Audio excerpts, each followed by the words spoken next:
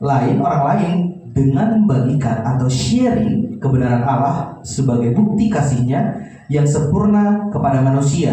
Karena Allah sungguh-sungguh ingin memakai hidup kita semua orang-orang kudusnya Tuhan untuk tujuan yang tetap ia tetapkan di dunia yang ia jadikan ini. Oleh karena itu Bapak Ibu, mari kita membuka Efesus pasal yang ke-6.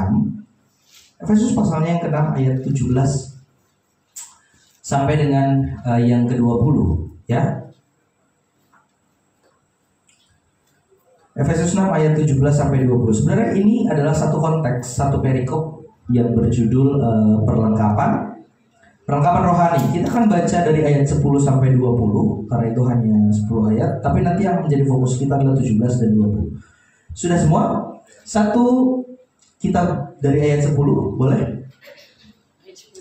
Iya, ayat 10. Oh, nggak bisa. Oke. Baiklah, kita akan nanti bersama-sama ayat 15 ya. Kita coba dari ayat 10 dulu. 1, 2, 3. Akhirnya, hendaklah kamu kuat di dalam Tuhan, di dalam kekuatan kuasanya. Kenakanlah seluruh perlengkapan senjata Allah, supaya kamu dapat bertahan melawan tipu muslihat iblis. Karena perjuangan kita bukanlah melawan darah dan daging, tetapi melawan pemerintah-pemerintah, melawan penguasa-penguasa, melawan penghulu-penghulu dunia yang gelap ini, melawan roh jahat di udara. 13. Sebab itu ambillah seluruh perlengkapan senjata Allah, supaya kamu dapat mengadakan perlawanan pada hari yang jahat, dan tetap berdiri sesudah kamu menyelesaikan segala sesuatu. 14. Jadi berdirilah tegak, berikat pinggangkan kebenaran, dan berbaju zirahkan keadilan. Kakimu berkasutkan kerelaan untuk memberitakan Injil damai sejahtera. Dalam segala keadaan pergunakanlah perisai iman, sebab dengan perisai itu kamu akan dapat memadamkan semua panah api dari isi jahat. 17. Dan terimalah ketopong keselamatan dan pedang roh, yaitu firman Allah. 18. Dalam segala doa dan permohonan berdoalah setiap waktu di dalam roh, dan berjaga-jagalah di dalam doamu itu dengan permohonan yang tak putus-putusnya untuk segala orang kudus. 19. Juga untuk aku, supaya kepadaku jika aku membuka mulutku dikaruniakan perkataan yang benar, agar dengan keberanian aku memberitakan rahasia Injil yang kulayani sebagai utusan yang dipenjarakan. Berdoalah supaya dengan keberanian aku menyatakannya sebagaimana seharusnya aku berbicara. Ya, makasih Bapak Ibu. Berdasarkan bacaan firman Tuhan ini Bapak Ibu, ada dua hal penting yang harus kita berani menyaksikannya. Ya, membuka mulut kita dengan penuh kesetiaan menyampaikan kepada semua orang. Ya, Bapak Ibu, saya punya ilustrasi sedikit karena kita berbicara tentang perlengkapan rohani. Pada zaman dulu, ya, sebelum secanggih sekarang teknologi begitu ya, baik dalam perang gitu, militer dan lain sebagainya. Kalau dulu kira-kira apa yang dimiliki oleh tentara-tentara pada zaman dahulu untuk mereka gunakan pada saat mereka berperang? Ada yang bisa tahu? Zaman dulu mungkin tahun-tahun 1000 atau sebelum tahun 1000 lah. Ada yang pernah di sini dengar perang salib? Konstantinopel? Pernah? Apa yang mereka gunakan? Pedang, ya, pedang. Kemudian apa lagi yang digunakan oleh si prajuritnya untuk melindungi diri ketika mereka sedang berperang? Baju, ya. Tapi baju yang seperti apa? Baju yang kayak gini? Tidak. Agak baju-baju yang ya adalah fancy aja gitu. Enggak? Kemeja? Bukan. Apa? Baju zirah, betul. Apa itu baju zirah? Baju zirah itu besi, banyak ininya, bahannya banyak, bukan hanya dari besi saja begitu ya. Tapi itu sudah pasti digunakan atau dibuat untuk menahan serangan, gitu ya. Kemudian apa lagi ketika dia punya baju sampai celananya sampai bawah, apa lagi? Topeng. Ya, karena kalau terlihat celah sedikit saja pasti ketika berperang tidak mungkin bisa menahan serangan itu, pasti tembus dia. Jadi otomatis mereka memerlukan helm, pelindung kepala, gitu ya. Kemudian baju zirah sampai menutupi semuanya. Dan itu Bapak Ibu berat sekali. Ya mungkin bukan kayak sekarang kita bisa, oh ini nggak berat, ini berat sekali Bapak Ibu. Itu bisa sekitar 60-70 kilo. Kalau baju perang itu pada zaman dahulu kenapa dibuat sangat tebal? Ya karena untuk melindungi dari serangan. Tapi kelemahannya adalah dia akan sangat sulit untuk bergerak. Bayangkanlah Bapak Ibu sambil megang 70 kilo gitu ya dan segala macam, tapi Bapak Ibu ikut berperang. Tidak mungkin orang yang lemah yang ikut berperang, betul? Tidak mungkin juga ketika dia mau berperang dia hanya pakai baju zirah dan helm. Apakah kira-kira bisa memenangkan peperangan? Karena apa? Tidak ada senjata. Bagaimana kalau dibalik? Hanya dia punya senjata, tidak ada baju perangnya. Apakah mungkin bisa menang? Meninggal juga pasti. Wah, katanya kan selesai. Syuk. Karena dia tidak pakai baju zirah. Jadi Bapak Ibu, yang dimaksud dari firman Tuhan di sini, kalau kita melihat dari ayatnya yang ke-17, ya Bapak Ibu, dan terimalah ketopong. Ketopong itu adalah pelindung kepala, helm. Ya, ketopong keselamatan, tapi tidak hanya itu. Dan pedang roh, yaitu firman Allah. Jadi tidak hanya untuk bertahan, tetapi juga untuk melawan. Ya, bertahan di sini dikatakan ketopong keselamatan dan pedang roh, yaitu firman menyerang. Kapan harus bertahan, kapan harus menyerang menggunakan firman Allah. Nah, Bapak Ibu, hal penting pertama yang tadi saya sampaikan, yang bahwa kebenaran di dalam firman Tuhan itu penting semuanya. Namun Paulus di ayat 18 meminta berdoalah untuk saya. Di situ dikatakan dalam segala doa dan permohonan berjaga-jagalah di dalam doamu itu dengan permohonan yang tak putus-putus untuk segala orang kudus. Nah, di ayat 19 juga untuk aku. Berarti berdoalah untuk saya juga. Jika aku membuka mulutku, dikaruniakan perkataan yang benar, agar dengan keberanian aku memberitakan rahasia Injil. Artinya Bapak Ibu, ada yang tahu artinya di sini?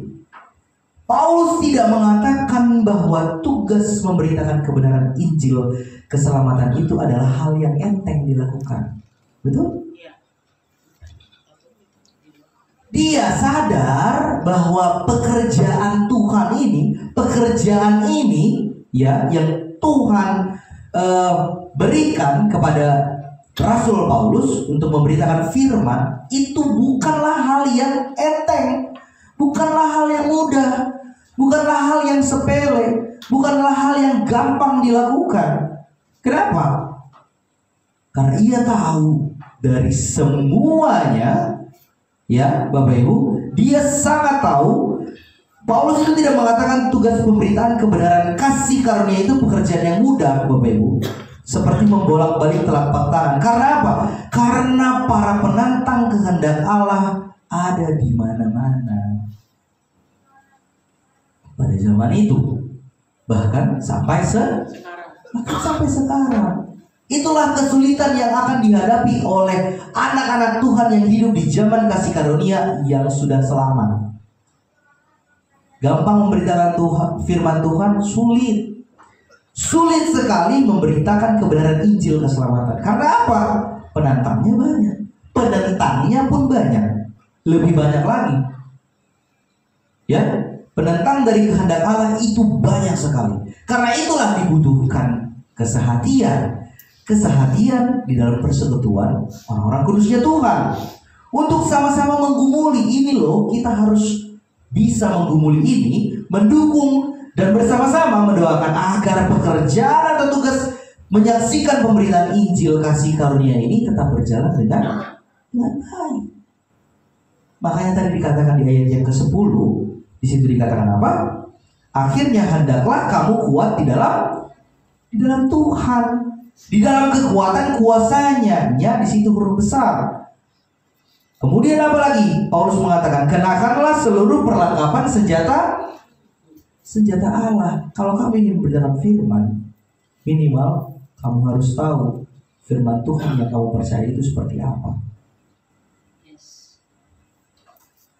Jangan asal ngomong saya sudah selamat. Apa yang dari mananya selamat? Kan begitu. Pasti akan itu menjadi pertanyaan orang. Jadi iman yang kita percaya harus bisa dipertanggungjawabkan.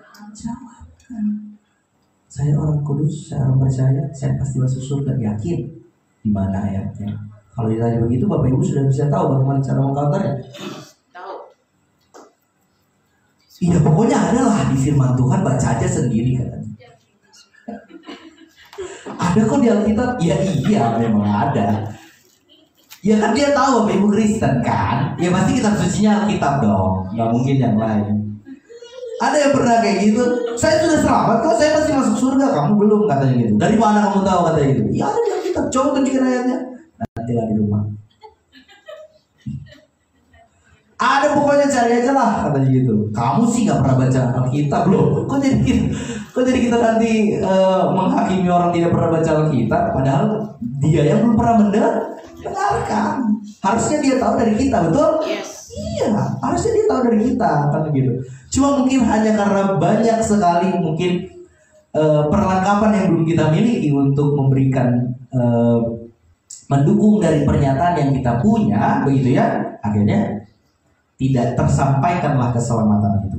Ya, karena itu ya Bapak Ibu, di ayat 10 tadi dikatakan, ayat di 11 dikatakan, kenakanlah seluruh perlengkapan senjata Allah supaya kamu dapat bertahan melawan tipu muslihat iblis. Siapa di antara Bapak Ibu yang pernah merasa ditipu? Jangan sama iblis deh, sama orang dulu. Kalau sama iblis, kapan ya? Gitu. Kalau sama orang dulu, ada pernah ditipu di sini? Ada pernah kena tipu? Kena bohong deh. Kalau ditipu kan mungkin udah terlalu berat ya. Pernah dibohongi? Nah, bicara sekali Bapak ini berbicara. Nah, sering. Dari pernah ke sering itu jauh Pak. Pernah itu mungkin satu kali itu udah bisa pernah. Pernah kok saya satu kali gitu. Kalau sering kan lebih dari satu ya. Berarti lebih banyak sering gitu dibohongi gitu ya. Pernah Bapak Ibu ditipu? Nah, kalau ditipu oleh iblis pernah? Sering. Sering juga ya. Aduh, tepok jidat kita. Sering ditipu oleh iblis. Bagaimana Bapak Ibu cara mengatasinya? Baca aja firman Tuhan. Tapi ditipu lagi besoknya. Baca lagi. Jatuh terus setiap hari. Ya, iya jatuh bangun, betul. Jatuh bangun. Tapi masih untung masih ada bangun. Iya, kalau udah jatuh nggak bangun. Nah, itu bahaya. Iya, kalau tertimpa tangga lebih parah lagi, ya kan? Jadi 2 kali dia jatuhnya. Nah, ya ditipu oleh iblis. Bapak Ibu, mari kita ingat baik-baik bahwa ketika Rasul Paulus mengirimkan surat Efesus ini kepada jemaat di Efesus, jemaat kudus Tuhan di kota Efesus, Bapak Ibu, di mana? Dalam keadaan apa dia ini? Penjara. Iya. Sedang di penjara. Di penjara karena berbuat kriminal, betul? Tidak. Karena memberitakan Injil keselamatan. Kalau kita lihat itu bukan sesuatu perbuatan kriminal kok. Ya. Bukan karena perbuatan kriminal, tetapi karena memberitakan Injil kebenaran tentang Yesus Kristus. Ya. Adil nggak? Tidak adil. Orang dia dinyatakan bersalah dan dipenjara bukan karena kesalahan, itu tidak adil. Tapi pada zaman itu memang itulah yang terjadi yang dialami oleh Rasul Paulus dalam pemberitaan firman kasih karunia Injil keselamatan Allah. Tentu seseorang yang sedang di dalam penjara, dalam sebuah penjara, tidak dipenuhi, pasti dipenuhi dengan ketakutan. Ya, tidak mungkin dia senang di penjara. Saya senang, saya bisa dapat makan gratis. Tidak mungkin. Sudah pasti dia takut. Karena yang di penjara bukan hanya orang itu, ketakutan banyak, ketakutan secara mental, ketakutan secara psikologis, kemudian secara sosial. Banyak sekali yang bisa menjadikan dirinya merasa di posisi ketakutan, ya. Tetapi tidak dengan Rasul Paulus, Bapak Ibu. Inilah luar biasanya.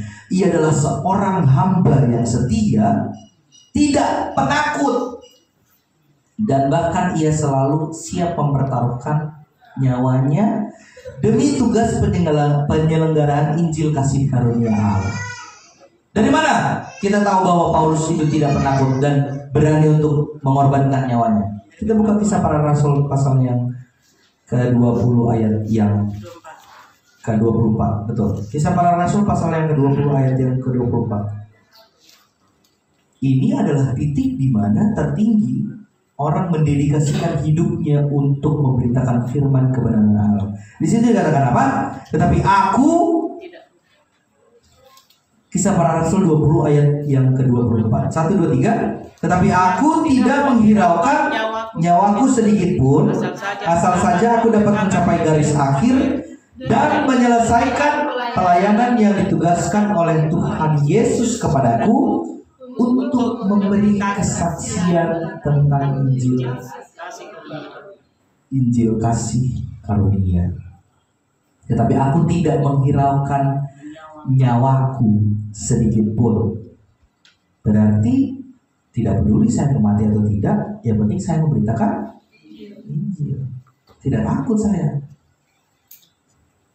Yang penting saya memberitakan Injil. Pada waktu itu Paulus sudah merasa seperti itu. Jadi kalau nyawanya saja tidak dihiraukan, tidak ada lagi alasan dia tidak memberitakan Injil. Karena yang penting bagi seorang manusia sekarang adalah pasti nyawa. Kita diperhadapkan di suatu suatu pilihan yang sulit yang sudah melibatkan nyawa. Apa kira-kira Bapak Ibu yang akan kita lakukan? Kalau kira-kira ada yang adalah misalnya orang begitu ya, serahkan hartamu atau nyawamu akan saya ambil. Kira-kira apa yang akan diberikan oleh orang ini? Hartanya, bukan nyawanya. Karena nyawanya sangat berharga. Hartanya bisa dia cari lagi, nyawanya tidak mungkin lagi bisa dia dapatkan. Ya. Tetapi Paulus meyakini bahwa saya ini akan memberikan segalanya, bahkan nyawa saya, untuk pemberitaan Injil kasih karunia, supaya orang banyak dengar rahasia Kristus ini, supaya orang banyak dengar dan menjadi selamat dan nama Yesus dipermuliakan. Itu isinya Paulus sebagai Rasul Paulus. Ya, sebagai rasul. Itu sebabnya sekalipun ia di penjara, Bapak Ibu, ia tidak mau mulutnya karena tekanan yang sangat berat dari orang-orang yang berusaha memenjarakan. Ia tidak mau mulutnya tidak memberitakan firman kalau hanya karena dia ditekan di dalam penjara. Tidak. Meskipun saya di dalam penjara, saya tetap bisa memberitakan firman Tuhan. Selagi saya bisa memberitakannya, saya akan memberitakannya dimanapun. Ya. Tidak mungkin itu dimiliki oleh orang penakut. Betul? Ya. Namun sekalipun ia mempunyai keberanian yang luar biasa seperti itu, Bapak Ibu, ia tetap melibatkan semua jemaat kudusnya Tuhan. Apa yang dia lakukan? Tadi di ayatnya yang ke minta dia apa? Didoakan, Bapak Ibu. Ya. Di ayat 9, juga untuk aku supaya kepadaku jika aku membuka mulutku dikaruniakan perkataan yang benar, agar dengan kebenaran aku memberitakan rahasia Injil. Maaf, 18. Dan berjaga-jagalah di dalam doamu itu dengan permohonan yang tak putus-putusnya untuk segala orang kudus. Ia mengajak mereka semua untuk saling mendoakan satu sama lain. Kita doakan satu sama lain sesama jemaat orang kudus Tuhan.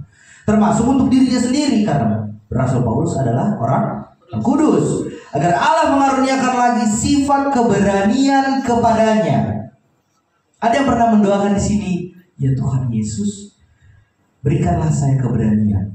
Ada yang pernah mendoakan secara spesifik seperti itu? Berikan saya keberanian supaya saya lantang memberitakan firman Tuhan. Doa itu sangat kuat Bapak Ibu. Ya. Dan Rasul Paulus juga mengatakan supaya dia diberikan keberanian untuk menyaksikan Injil Kristus. Sebab tidak sedikit orang yang menentang Injil keselamatan ini. Tidak sedikit orang yang menentang tentang kebenaran Injil kasih karunia. Karena apa? Karena kebodohan yang bercokol di dalam diri mereka yang mengeraskan hati dan tidak mau percaya kepada Injil Yesus Kristus. Secara spesifik Rasul Paulus mengatakan untuk didoakan karena ia tahu bahwa doa dari jemaat-jemaat kudusnya Tuhan itu sangat besar dampaknya. Ia ingin supaya dia memiliki keberanian dari pengaruh orang-orang bodoh. Dari mana kita tahu orang-orang bodoh? Di 1 Korintus 1 ayat 18 dikatakan bahwa sebab pemberitaan tentang salib memang adalah kebodohan bagi mereka yang akan binasa. Tetapi bagi kita yang diselamatkan, pemberitaan itu adalah kekuatan Allah. Bagi kita itu adalah kekuatan Allah. Bagi mereka adalah sebuah kebodohan. Karena mereka menganggap itu sebuah kebodohan, jadi mana mungkin mereka mempercayai itu. Mereka menganggap pemberitaan firman keselamatan salib bagi mereka itu sebuah kebodohan. Tidak mungkin orang bisa diselamatkan karena percaya Yesus mati hapus segala dosa. Tidak mungkin. Bagaimana bisa dilakukan kalau tidak ada? Bagaimana bisa orang diselamatkan kalau dia tidak bisa melakukan sesuatu hal yang baik? Lihat, disitulah kebodohan orang banyak sekarang saat ini. Tapi buat mereka kebodohan itu, buat kita adalah kekuatan Allah. Sangat besar pengaruhnya untuk kehidupan kita. Itulah yang menjadikan diri kita berani mengutarakannya, mengucapkannya, memberitakannya, membagikannya kepada orang banyak. Bahkan dari dini, anak-anak sekolah minggu ini memberitakan firman Tuhan ini setiap minggu. Dengan dia menyampaikan ayat firman Tuhan, itu sudah sebagai bentuk bahwa dia bangga atas keselamatan ia miliki, dan itu adalah hasil bentuk dari kepercayaannya mereka terhadap salib Kristus. Amin. Ya Bapak Ibu. Nah, kemudian selanjutnya, karena kita tahu bahwa di dalam kehidupan ini tidak mungkin manusia tidak ditolak. Pernah Bapak Ibu tidak pernah ditolak? Apakah pernah Bapak Ibu menerima penolakan? Penolakan apa saja lah. Mungkin yang masih muda, Bapak pasti nggak pernah? Tidak diterima kerja. Apalagi? Ada? Dari pemudi? Penolakan? Mungkin dari ibu-ibu? Ada di sini yang tidak pernah menerima penolakan, tidak pernah mengalami penolakan? Sudah pastilah ya mengalami penolakan ya. Sudah pasti kita pernah menerima yang namanya penolakan. Penolakan itu adalah hal yang wajar. Orang tidak sependapat dengan kita dan akhirnya ignoring, itu penolakan Bapak Ibu. Udahlah, saya holani.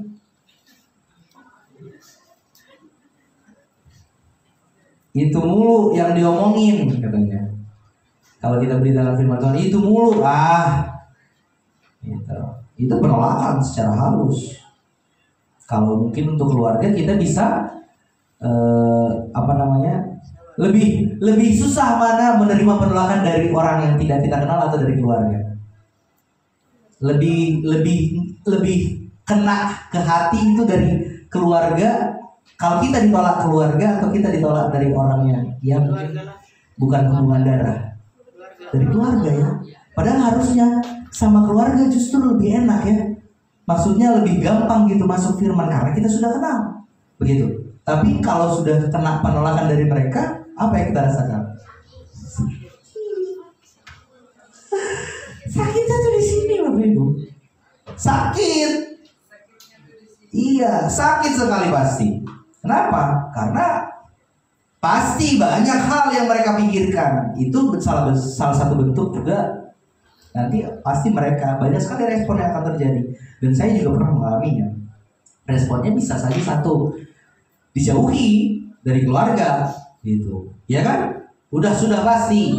Mungkin kalau misalnya keluarga yang tidak melihat itu sebagai ya udah itu urusan kerohanian gitu. Kalau untuk urusan kekeluargaan ya kita tetap berkeluarga gitu, hubungan baik.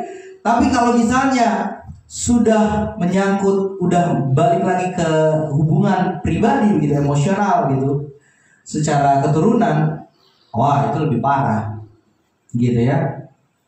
Dan saya juga menyaksikan itu sangat lama gitu. Kok bisa menyaksikan? Ya kan orang tua saya juga dulu begitu gitu. Salah satu yang pernah mendapatkan kena hal dampak seperti itu. Jadi saya tahu betul bahwa ternyata memberitakan firman Tuhan ini itu tidak mudah, Bapak Ibu. Apalagi kalau sudah penolakan yang terjadi. Penolakan itu bisa menjadi dampak yang sangat buruk bagi orang yang ditolak kalau dia tidak memiliki kekuatan untuk penerimaan. Dan hal yang seperti itu, Bapak Ibu, itu butuh sebuah keberanian. Karena kalau sudah ditolak ada yang menyerah, ada juga yang enggak, tetap juga dia enggak, tetap saya beritakan ini, saya beritakan tidak, mungkin 1 kali, mungkin 2 kali, atau mungkin 3 kali, atau mungkin 4 kali, terus. Karena pasti Tuhan akan berikan jalan untuk kita bisa menerima buah yang baik. Betul ya? Amin ya Bapak Ibu. Itu hal yang pertama Bapak Ibu. Yang kedua, hal yang penting yang kedua yang harus kita pahami bahwa yang kita bisa pelajari bahwa mengapa kita membutuhkan keberanian iman. Keberanian iman itu penting. Kita bisa menyampaikan firman Tuhan. Kalau kita tidak punya keberanian akan sangat sulit, meskipun kita tahu firman Tuhan. Karena membuka mulut itu sulit Bapak Ibu. Membuka mulut nih, mungkin semua sudah kita pikirkan, pengetahuan sudah kita dapatkan, tapi mengeluarkannya dari mulut itu susah, itu sulit. Pertimbangannya banyak sekali yang di kepala. Mungkin aku ditolak, mungkin nanti aku nggak bisa jadi berteman dengan dia, mungkin lagi ini, nanti aku dijauhi arisan dan bla bla bla bla bla. Ah, itu banyak sekali. Tapi Bapak Ibu dengar baik, firman Tuhan mengatakan bahwa keberanian yang Tuhan berikan itu adalah hal yang luar biasa yang bisa Bapak Ibu rasakan. Di dalam kasih karunia keberanian itu adalah hal yang utama. Salah satu hal yang utama untuk menyampaikan firman. Ya, keberanian kasih karunia. Kenapa kok biasanya kita takut sih? Alasannya kita takut untuk memberitakan firman Tuhan apa? Salah satunya apa? Satu, ditolak. Kedua, yang kita beritakan ini tidak populer. Betul? Melawan arus. Orang selamat hanya karena iman. Kita memiliki iman yang selamat hanya karena melalui iman oleh darah Kristus.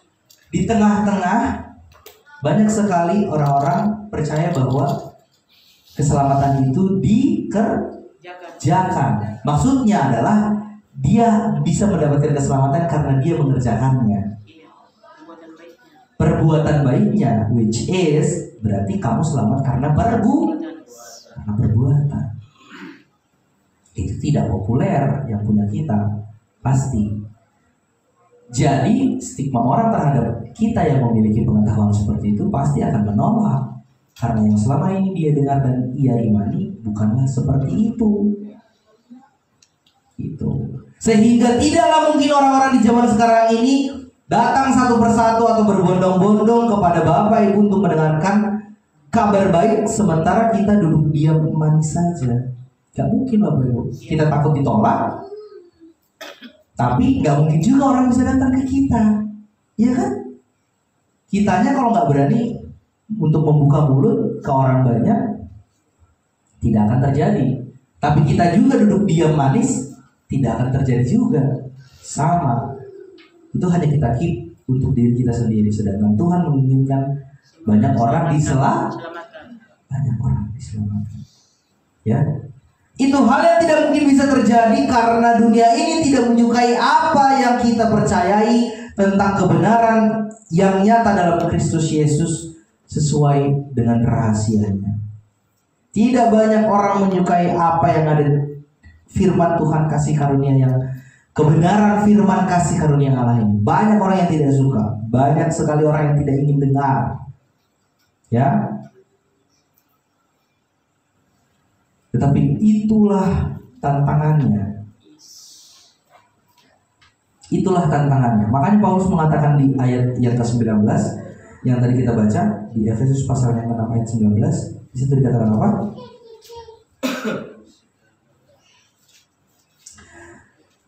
Tidak juga untuk aku supaya aku jika aku membuka mulutku dikaruniakan perkataan yang benar, agar dengan keberanian aku memberitakan rahasia Injil. Terkhusus saat aku memberitakan rahasia Injil, Bapak Ibu. Apa rahasia Injil yang dimaksudkan Paulus? Itulah kabar baik tentang pengampunan segala dosa. Oleh salib Yesus Kristus sebagai dasar memperoleh keselamatan bagi manusia yang percaya saat ini, ya. Dan kita tahu Bapak Ibu bahwa rahasia Injil ini hanya dibukakan kepada Rasul Paulus oleh Allah sesudah Yesus mati, dikuburkan, bangkit, dan naik ke surga duduk di sebelah kanan Allah Bapa. Itulah Bapak Ibu sebabnya banyak sekali jika kita menemukan, tidak heran jika kita menemukan banyak orang yang takut mengakui bahwa semua dosanya telah banyak ya yang merasa takut bahwa semua dosa saya, mengakui bahwa dosa saya semua sudah diampuni. Kalau kita tidak mungkin lagi. Jelas satu kali untuk selama-lamanya segala dosa. Amin. Yes. Bagaimana caranya supaya kita berani untuk memberitakan firman Injil keselamatan? Itu yang penting. Karena apa? Karena banyak orang yang tidak mengakui itu. Dan kita juga ingin bareng-bareng karena Tuhan menginginkan kita supaya banyak orang diselamatkan. Amin ya Bapak Ibu. Apa yang dapat kita terapkan di dalam kehidupan kita sehari-hari dari ajakan tema firman Tuhan kita pada hari ini? Kita baca Kolose pasal yang keempat.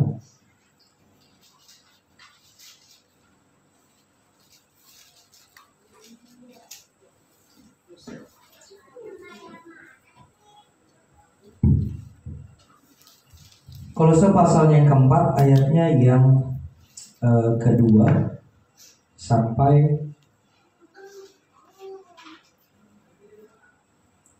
dengan pasalnya ayatnya yang keempat. Kolose pasal 4 ayat 2 sampai 4. Sudah Bapak Ibu? Ya, kita baca bersama-sama sebagai kesimpulan pada siang hari ini. 1, 2, 3. Bertekunlah dalam doa dan dalam pada itu berjaga-jagalah sambil mengucap syukur. 3. Berdoa jugalah untuk kami supaya Allah membuka pintu untuk pemberitaan kami, sehingga kami dapat berbicara tentang rahasia Kristus yang karenanya aku dibicarakan. 4. Dengan demikian aku dapat menyatakannya sebagaimana seharusnya. Amin ya Bapak Ibu. bahwa Allah hanya akan bekerja memperbaharui kehidupan manusia di dunia ini melalui setiap kesaksian kita di orang-orang kudusnya Tuhan. Itulah hal yang mutlak terjadi di hadapan Allah selagi kita diberi kesempatan melayani. Karena itulah marilah kita melayani. Jangan sampai nanti Tuhan datang kita tidak setia, Bapak Ibu. Ketika Tuhan Yesus datang, entah kapan itu, kita tetap didapati setia. Melayani Tuhan. Amin. Mari kita bersatu dalam doa. Terima kasih Tuhan Yesus, kami bersyukur kepada Bapa di surga untuk segala berkat pertolongan Tuhan, untuk setiap firman yang kami dengarkan. Kami percaya ya Tuhan bahwa hidup kami sangat berharga.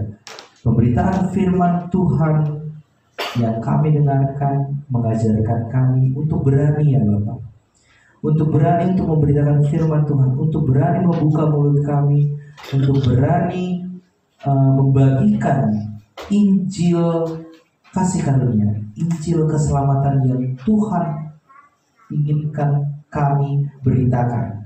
Karena itu adalah salah satu bentuk rasa syukur kami ya Bapak, untuk kemuliaan dan keselamatan yang Tuhan sudah berikan kepada kami. Terima kasih ya Tuhan. Mungkin kami lemah, dan kami memang lemah sebagai manusia, tapi kami percaya ya Tuhan bahwa keberanian yang daripada Tuhan, kekuatan yang Tuhan berikan kepada kami, dan kami ingin dimampukan, itulah yang bisa terus menjaga kami dan memberikan keleluasan terhadap kami untuk memberitakan firman Tuhan. Terima kasih Tuhan untuk setiap jemaat yang hadir pada hari ini. Kami percaya Bapak, kami memiliki satu kesatuan, satu hati terhadap pemberitaan firman, pemberitaan Injil, keselamatan. Dan kami ingin mendoakan masing-masing semua dari kami ya Bapak, karena kami percaya bahwa doa itu adalah sebuah kekuatan yang bisa kami rasakan di dalam kehidupan kami sehari-hari. Terima kasih ya Bapak untuk jemaat yang sudah mendengarkan. Terima kasih untuk penguasaan hati dan pikiran kami pada hari ini. Terima kasih untuk juga jemaat yang mendengarkan lewat live streaming. Kami percaya kami memiliki sukacita yang sama, dan kami akan terus bersukacita di hadapan Allah sebagai tubuh Kristus. Terima kasih Tuhan. Kami akan lanjutkan ibadah kami. Kau sertai hingga pada akhirnya. Hanya di dalam nama Tuhan Yesus kami mengucap syukur kepada Bapa di surga. Haleluya, haleluya. Amin. Amin. Shalom. Shalom. Shalom.